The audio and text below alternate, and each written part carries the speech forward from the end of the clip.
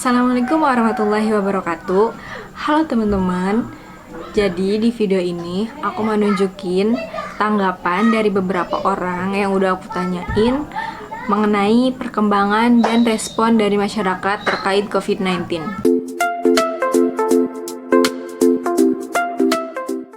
Oke, langsung aja kita ke tanggapan yang pertama.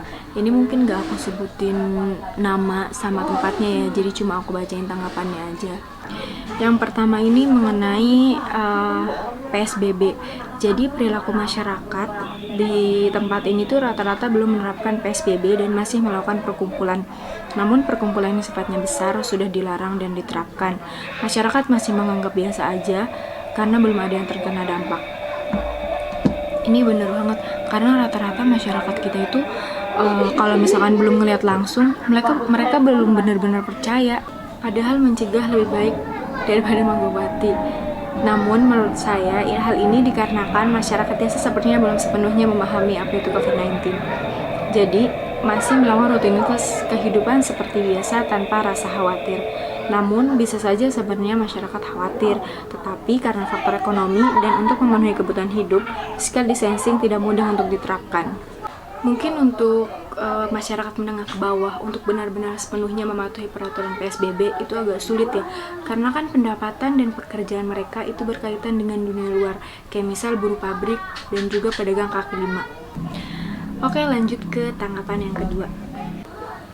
Di sini masyarakatnya masih pada bodo amat, masih mikir kalau mati itu ya di tangan Allah, udah takdir.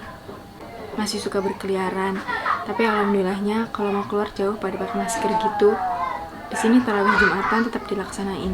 Sebenarnya kalau anjuran dari pemerintah sendiri untuk sholat tarawih itu bukan berarti nggak dilaksanain, tetap dilaksanain, cuma dilaksanain dari rumah dan berjamaah di rumah. Dan mengenai sholat Jumat, menurut MUI itu tidak sholat Jumat untuk menghindari wabah penyakit itu mengalami uzur syar'i atau segala halangan sesuai kaidah syariat Islam yang menyebabkan seseorang boleh untuk tidak melakukan kewajiban atau boleh menggantikan kewajiban itu dengan kewajiban lain. Jadi dari pernyataan ini juga sebenarnya udah menjawab pertanyaan-pertanyaan dari orang-orang mengenai sholat Jumat, mengenai peraturan pemerintah tentang sholat Jumat.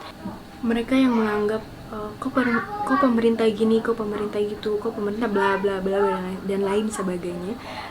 Sebenarnya pemerintah dan ulama melakukan anjuran atau himbauan seperti itu untuk kemaslahatan bersama dan untuk kebaikan kita bersama. Oke, kita lanjut ke sini ya. Gak semua orang kalau yang muda atau yang berpendidikan bilangnya mereka udah taat sama aturan pemerintah. Tapi yang kolot-kolot nih susah banget. Ditanya juga yang muda gak berani bilanginnya.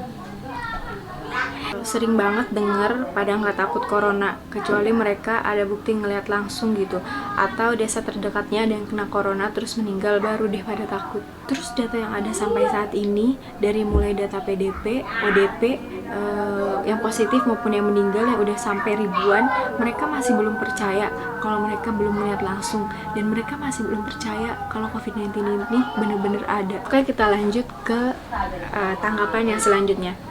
Sejauh ini di daerah ini belum ada orang yang positif COVID, tapi masyarakat tetap memakai masker saat keluar rumah. Kalau penanganan di lingkungan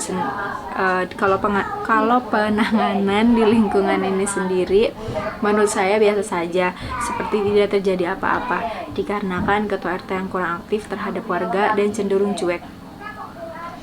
Jadi sejauh ini tidak ada himbauan maupun bantuan berupa pangan atau sebagainya yang diterima oleh warga lingkungan. Kita hanya memprotek diri masing-masing. Kalau mengenai PSBB, memang sudah berlaku sejak kurang lebih 3 minggu yang lalu, tapi tetap saja masih banyak pelanggaran yang dilakukan. Susah memang kalau berharap masyarakat kita benar-benar sepenuhnya mematuhi peraturan dari pemerintah, karena kurangnya kesadaran dari masyarakatnya juga karena masyarakat belum sepenuhnya mengetahui tentang bahaya COVID-19 ini. Kesimpulan dari beberapa tanggapan tadi, menurut aku kesadaran dari masyarakat kita sangat memprihatinkan. Mereka masih menganggap bodoh amat karena mereka belum melihat langsung. Mereka hanya melihat data-data yang ditampilkan pemerintah. melalui siaran televisi maupun sosial media. Seharusnya kita bisa lihat dari negara-negara yang penyebaran COVID-19-nya tinggi akibat masyarakatnya yang tidak mematuhi peraturan pemerintah, seperti Rusia. Sayangi diri kita, sayangi keluarga kita dengan tetap di rumah dan mematuhi himbauan dari pemerintah. Wassalamualaikum warahmatullahi wabarakatuh.